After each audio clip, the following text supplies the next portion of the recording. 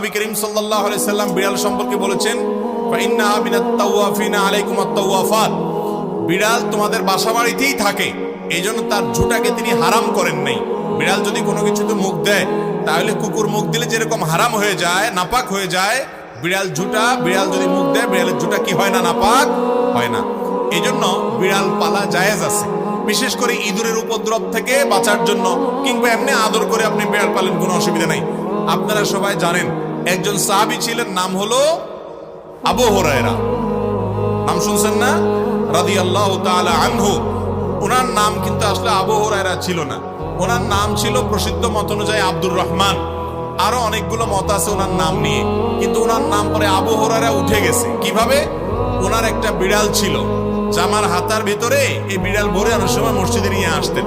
তো একবার নবী করিম সাল্লাল্লাহু আলাইহি ওয়াসাল্লাম তার বিড়াল দেখে, তার সবসময় তার সাথে সাথে বিড়ালটা থাকে, এটা দেখে তাকে বললেন, ও বিড়ালের বাপ। আবু হুরায়রা মানে বিড়ালের বাপ। এরপর থেকে ওনার নাম হয়ে গেছে কি? বিড়ালের বাপ। আসলে কি তিনি বিড়ালের বাপ ছিলেন? এটা কথার কথা হয়ে গেছে, রাসূল আকরাম সাল্লাল্লাহু আলাইহি ওয়াসাল্লাম মজা করে বলেছিলেন।